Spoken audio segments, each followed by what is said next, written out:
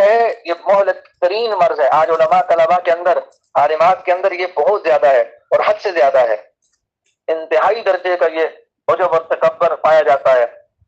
حدیث پاک میں ہے کچھ محلکات ہلاک کر دینے والی اور کچھ منہیات، کچھ منجیات نجات دینے والی باتیں بتائی گئی ہیں.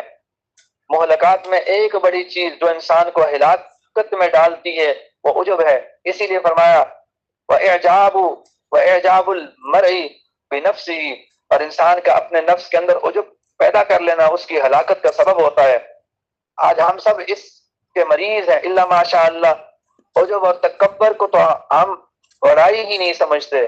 ہمیں تو ہر وقت میں دکھانے کی فکر رہتی ہے. تو اس لیے ہمیں اپنے اندر عجب اور تکبر کی بیماری کو نکالنا پڑے گا. اسی لیے حضرت عمر رضی اللہ تعالیٰ یہ دعا مانگا کرتے تھے، اللہم اجعلنی فی عین صغیرہ وفی اعین الناس کبیرہ. اے اللہ مجھے اپنی نگاہوں میں چھوٹا بنا دے اور مخلوق کی نظر میں بڑا بنا دے. اس لیے کہ جب انسان مخلوق کی نظر میں بڑا ہوگا تو اس کے لیے اس کے اندر جو ہے دعوت اور ارشاد کا اس کے لیے دروازہ کھل جائے گا. اور اگر وہ اپنے آپ کو بڑا سمجھے گا تو کبھی بھی کسی کو جو ہے دعوت دے نہیں سکے گا. اگر لوگ ہی کسی کو حقیر سمجھیں گے تو وہ دینی فائدہ بھی نہیں اٹھا پائیں گے. اور ہمیں بھی یہ دعا مانگنی چاہیے. آج ہماری حالت زار ہے. ہماری حالت تو یہ ہے کہ ہم اپنی نظر میں اپنے آپ کو بادشاہ بننے ہوئے دیکھتے ہیں اور کہتے ہیں کہ جی کرنا تو وہی ہے جو اپنی مرضی میں آئے گا. اب شریعت کہاں گئی؟ کہنے والے ہیں کون؟ صوفی صاحب. گھر میں بیوی سے جھگڑا ہو تو کہتا ہے میں وہ کروں گا جو میری مرضی میں آئے گا. دوستوں اور رشتہ داروں سے جھگڑا ہو جائے تو کہتا ہے جی میں وہ کروں گا جو میری مرضی میں آئے گا. جب تک یہ ہماری اور میری والے الفاظ نہیں چھوٹیں گے تب تک ہمیں اپنی اصلیت نصیب نہیں ہوگی.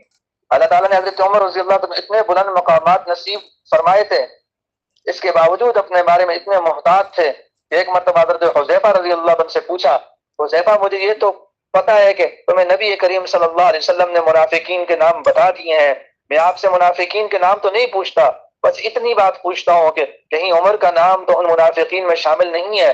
اگر ہم ہوتے تو ہم کہتے ہم تو مراد مصطفیٰ ہیں، ہمارے لیے تو محبوب خود جو ہے دعائیں فرمایا کرتے تھے، دعائیں مانگتے تھے. تو دیکھیے تو صحیح کہ جنہیں مانگ کر لیا گیا وہ پروردگار کے حضور اس طرح جھکتے تھے اور اپنے آپ پر اتنے محتاط رہتے تھے کہ پھر بھی پوچھتے تھے کہ کہیں عمر کا نام تو ان میں شامل نہیں ہے.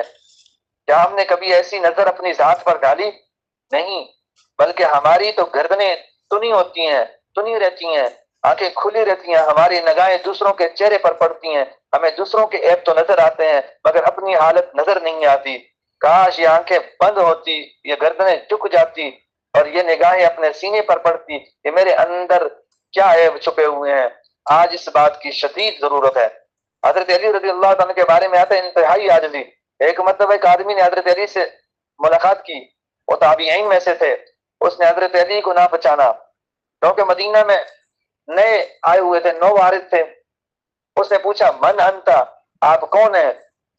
تو حضرت علی رضی اللہ عنہ نے جواب دیا ما انا، میں جو ہے رجل من المسلمین، میں تو مسلمانوں میں سے ایک آدمی ہوں.